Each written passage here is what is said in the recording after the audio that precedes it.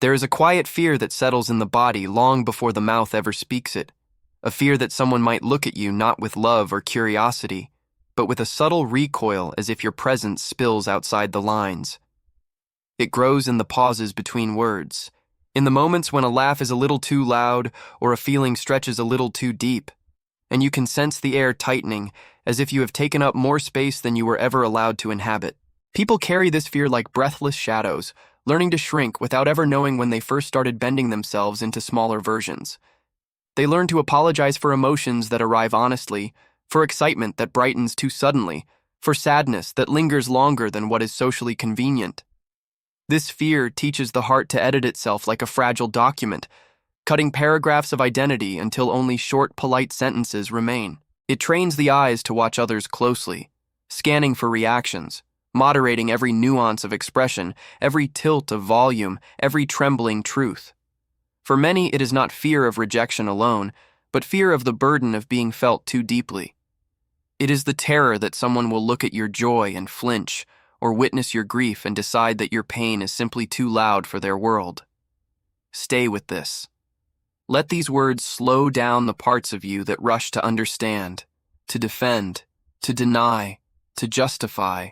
Let yourself sit gently with the possibility that this fear runs deeper than you think. Allow its echo to settle for a moment, not to expose you, but to show you how long you have been trying to silence something that only wanted to be seen. There is a point in every life where the heart learns the choreography of shrinking. Children rarely start out small in spirit. They are born with emotions that fill entire rooms, voices that rise freely, curiosities that spill past boundaries, inventiveness that breaks into corners where silence used to rest. Yet somewhere along the way, a message is delivered not through rules but through reactions, through sighs, eye rolls, abrupt interruptions, or tired faces that close when a child opens too fully. The child does not tell themselves they must become smaller. They simply notice that their fullness is met with exhaustion, and so they translate exhaustion as disapproval. The shrinking does not happen in one dramatic moment. It happens silently, piece by piece, like sand slipping out of a hand without anyone noticing the hand was ever filled. Humans do not fear being themselves. They fear the consequences of being witnessed.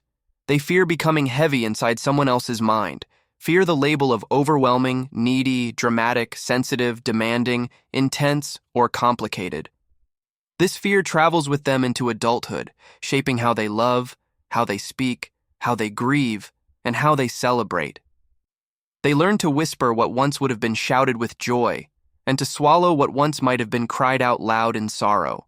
The nervous system adapts to these social risks, creating patterns of self-regulation designed not for authenticity, but for acceptance. It becomes hyper-attuned to the moods of others, scanning for signals that emotions are surpassing what is permissible, what is easily digestible, what will keep the peace. Psychologists call this heightened attunement a protective response, one that arises when emotional safety becomes uncertain. The brain, rather than expressing freely, begins performing, editing, trimming itself to protect the person from perceived abandonment. Every facial expression from others becomes data. Every silence becomes a warning. Every subtle change in tone a scientific finding, interpreted by a mind that has learned to survive through self-elimination. The fear of being too much is rarely about the ego. It is about attachment, about not wanting love to slip away simply because you showed your truest dimension. Humans are communal by nature. Belonging is not a desire but a biological drive. When someone senses that their emotions risk disrupting connection, they will sacrifice authenticity to keep relationships intact, even if it costs them their own voice. This sacrifice is not always conscious. People do not wake up and decide to abandon themselves. They slowly redirect their inner rivers into smaller channels, thinking it will keep them safe.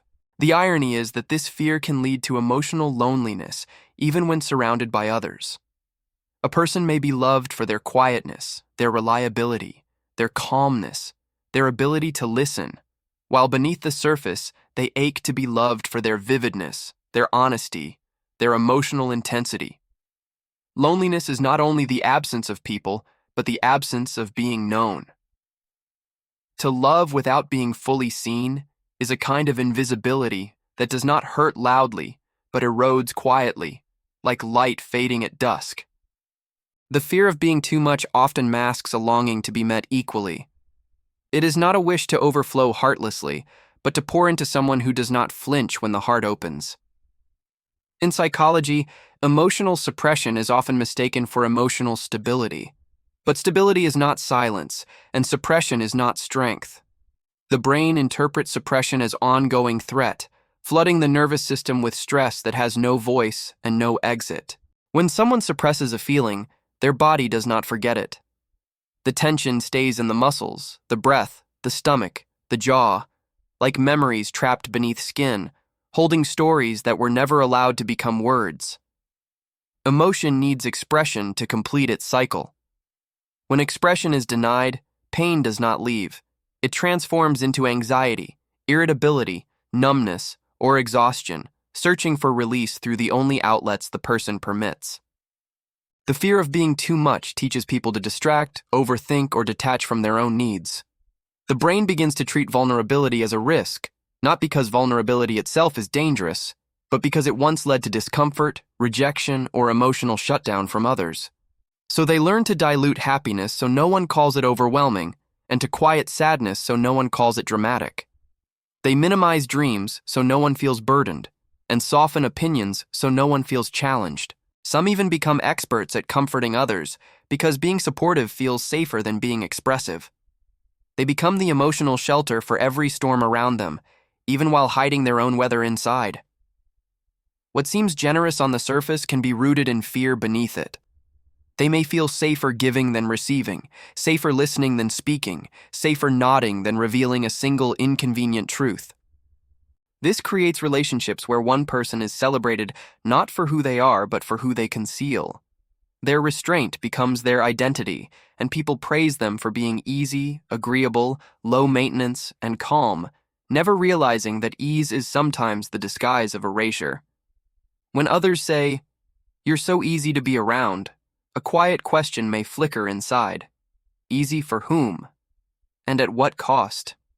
To be not too much, some must amputate the brightest, messiest, most honest parts of themselves.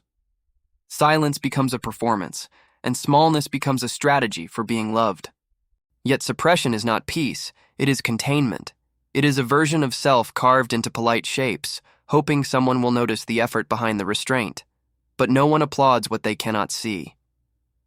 The world rarely recognizes the emotional labor hidden beneath composure, or the quiet ache of someone who never lets their heart take up space. To break from this pattern, one does not need to become louder or more dramatic. The shift is internal, a recognition that emotions are not debts to others, and that expression is not a burden but a shared truth. The fear begins to loosen when someone experiences being met, not managed. When they encounter a person who does not shrink at their feelings, who does not label their passion as excessive or their sadness as inconvenient. Such experiences heal through presence more than words. The nervous system rewrites itself when authenticity is not punished, when openness is not treated as contamination. The journey of healing is not about forcing oneself to be bold. It is about learning that being felt is not a crime, and that space exists for those who have spent a lifetime apologizing for existing fully. In time, the heart begins to unlearn the choreography of shrinking. Emotions stretch gently, as if remembering their natural shape. The body inhales without bracing, exhaling without scanning for reaction. The voice returns not as a wave crashing against shores, but as a calm tide rising to greet them. In this slow unfolding, expression becomes less about performance and more about belonging. Not belonging to others, but belonging to oneself. People often imagine healing as becoming more expressive, but true healing is the ability to remain yourself, whether someone understands you or not. It is the quiet knowledge that your depth is not an intrusion, but an existence. Your emotions are not too loud. Some people have simply built lives that cannot hold much sound. Your love is not too big. Some have only known relationships where affection was rationed like scarce water. Your longing is not excessive. It is human in scale, and it stretches only where presence can meet it. You do not need to fit into smaller shapes to be worthy of connection. In the end, the fear of being too much is really the fear of being unreceived. But not being received does not mean you are unworthy of expression. It only means the listener was not your echo. There are people whose hearts expand when yours does. There are minds for whom your honesty is invitation, not inconvenience. You are not too much. You are simply more than some have learned how to hold. Let this understanding settle softly. If something inside you stirred while reading, allow it to breathe rather than close. Carry this awareness gently, not as a demand to become louder, but as a permission to remain true. If this touched something in you, let it stay awake a little longer and notice how your inner space begins to return to its original size.